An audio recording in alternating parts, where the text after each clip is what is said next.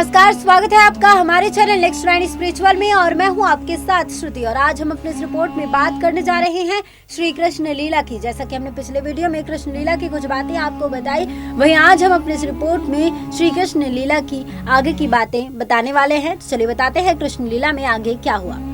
अक्रूर जी भीष्म से मिलकर श्री कृष्ण का संदेश सुनाते हैं। दोनों ही उनके प्रति अपनी श्रद्धा को प्रकट करते हैं। इसके बाद अक्रूर जी माता कुंती से मिलने जाते हैं। फिर अक्रूर जी पांडवों की माता कुंती से मिलने जाते हैं। कुंती कहती है कि आज दुर्भाग्यवश मेरी यहाँ कोई नहीं सुनता। मेरे बालक उनकी आंखों में खटकने लगे हैं। दुर्योधन ने तो एक बार मेरे भीम को विष देकर मार ही दिया था, लेकिन वह बच गया। बस विदुर भैया ही हैं जो मेरी सहायता करते हैं। मथुरा में तो मेरी चिंता करने वाला कोई नहीं है। तब अक्रूर जी कहते हैं, ऐसा नहीं है, कृष्ण आपकी चिंता करते हैं। माता कुंती कहती है, कृष्ण वसुदेव जी का पुत्र कृष्ण? अक्रूर जी कहते हैं, हाँ। फिर माता कुंती कहती हैं कि मैं उनकी बातें तो सुनती रहती हूँ, सुना है कि वे कोई अलौकिक शक्ति वाला बालक है। अक्रूर जी कहते हैं, अलौकिक शक्ति वाला बालक नहीं, वे तो स्वयं सर्वशक्तिमान भगवान है। फिर अक्रूर जी उन्हें अपनी यमुना वाली घटना का अनुभव बताते हैं। फिर अक्रूर जी श्री कृष्ण का संदेश सुनाते हैं। माता कुंती यह सुनकर प्रसन्न हो जाती है। बाद में अक्रूर जी महाराज धृतराष्ट्र से मिलते हैं। धृतराष्ट्र कहते हैं कि हमारा फर्ज है कि हम आपकी सहायता करें, लेकिन हमारा राज्य भी संकट में है, क्योंकि राजकुमार छोटे हैं और अंधा राजा समझकर हमारे शत्रु भी हम पर आक्रमण करने की इच्छा लिए बैठे हैं। हम पर भी किसी भी समय आक्रमण हो सकता है, इसलिए हम आपकी सहायता नहीं कर सकते हैं। हाँ, हम भगवान से प्रार्थना अवश्य करेंगे कि वे महाराज उग्रसेन की सहायता अवश्य करें।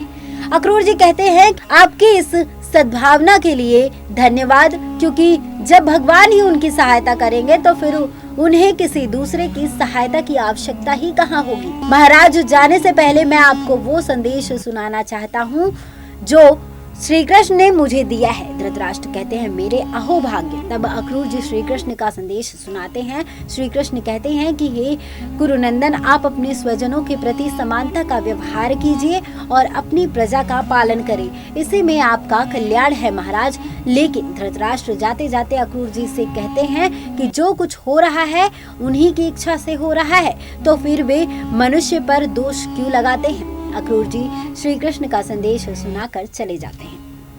अक्रूर जी आकर श्री कृष्ण को सभी तरह के समाचार सुनाते हैं। श्री कृष्ण कहते हैं, देखिए अक्रूर जी, मनुष्य का अहंकार कितना प्रबल होता है कि यदि स्वयं भगवान भी उसे उपदेश दे तो उस पर कोई असर नहीं होता है। अक्रूर जी कहते हैं, विदुर तो आपके परम भक्त हैं, वे आपसे मिलने के लिए बड़े उतावले हैं। श्री कृष्ण कहते हैं, हम उनसे भी अधिक उतावले हैं। अक्रूर जी अपने धर्मराज के दर्शन के लिए अक्रूर जी चौंक कर पूछते हैं, धर्मराज? कृष्ण कहते हैं, हाँ, वे धर्मराज के ही अवतार हैं, जिन्हें महर्षि मांडव के श्राप के कारण इस धरती पर मनुष्य योनि धारण करना पड़ी। श्री कृष्ण महर्षि मांडव ऋषि की कथा सुनाते हैं और बताते हैं कि किस तरह श्राप लगा।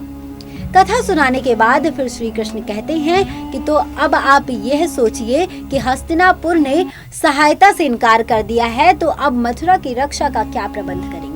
अक्रूर जी कहते हैं, भगवान, आपके होते हुए मथुरा की रक्षा करने वाला मैं कौन होता हूँ, सो इसकी मुझे कोई चिंता नहीं, हम तो केवल आपकी आज्ञा का पालन करेंगे।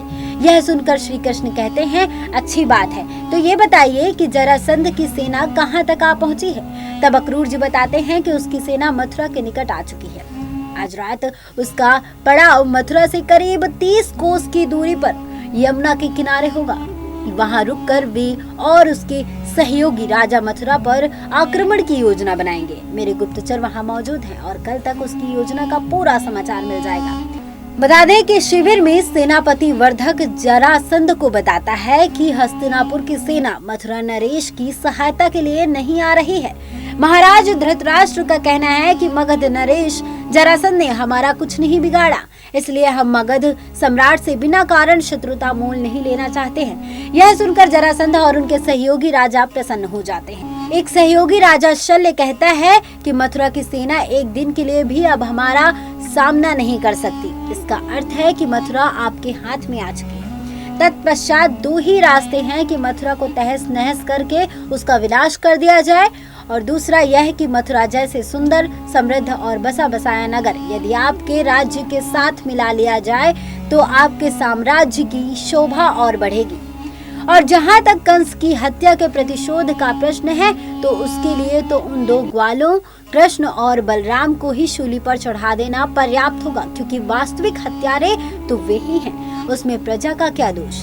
यह सुनकर जरासंध कहता है कि उनका दोष है महाराज शल्य, प्रजा का दोष है क्योंकि उन्होंने उस हत्यारे कृष्ण की जय जयकार के नारे लगाए थे। इस पर शल्य कहते हैं कि प्रजा तो हर जीतने वाले की जय जयकार करती है। कल जब आप जीतेंगे तो वही प्रजा आपकी भी जय जयकार करेगी, यही तो प्रजा का स्वभाव है। इसीलिए राजनीति कहती है कि साधारण प्रजा की सामूहिक हत्या से कोई लाभ नहीं होता। प्रजा को दंड देने के और भी तरीके हैं, जैसे उन पर इतना कर लगा दो कि वे जीवन भर राजकोष में धन भरते रहें। बस जब तक जिएंगे आपका दास बनकर जिएंगे, और जब थक जाएंगे तो स्वयं ही मर जाएंगे। सभी राजा शल्य की बात से सहमत रहते हैं। तब शिशुपाल कहता है कि अक्रूर, शूरसेन और उग्रसेन का क्या किया जाएगा? तब एक राजा कहता है कि उन्हें जंजीरों से बांधकर घसीटकर राजगिरी भेज दिया जाएगा। जरासंध कहता है कि हमें आपकी योजना अति सुंदर लगी। फिर जरासंध सेनापति वर्धक से कहता है कि तुम हमारा लेख लेकर मथुरा जाओ और लिखो कि तुम लोगों ने महाराजा कंस की हत्या करके जो दुष्कर्म किया है उसका एक ही दंड हो सकता है कि मथुरा में रहने वाले एक एक प्राणी को शूली पर चढ़ा दिया जाए और सारी मथुरा नगरी को आग लगा दी जाए। यह लेख अक्रूर जी पढ़कर महाराज के समक्ष सुनाते हैं ताकि मथुरा नगरी और उसके निवासियों का नाम इतिहास के पन्नों से सदा के लिए मिट जाए। और ये कार्य हम केवल एक ही दिन में संपन्न कर सकते हैं, क्योंकि इस समय हमारे पास 23 अक्षौहिणी सेना है, जिसके डर से हस्तिनापुर के कौरवों ने भी आपकी सहायता से इनकार कर दिया है। आपकी इस दीन और करुणाजनक अवस्था को देखकर मथुरा वासियों पर दया आ रही है, जिनकी रक्षा आज उनका राजा नहीं कर सकता। इसलिए हम उन प्रजाजनों को इस शर्त पर क्षमा कर देंगे कि महाराज कंस की हत्या करने वाले कृष्ण और बलराम को हमारे हवाले कर दें। इन दो को छोड़कर जो भी शेष हमारी अधीनता स्वीकार करेगा, हम उसे प्राण दान देने का वचन देते हैं। और इस चेतावनी के साथ जो भी हमारे विरुद्ध सिर उठाएगा उसका सिर कुचल दिया जाएगा। हमें आशा है कि आप बुद्धिमानी से काम लेंगे और हमारी आज्ञा का पालन करेंगे। यह आपकी प्राण रक्षा का अंतिम अवसर है।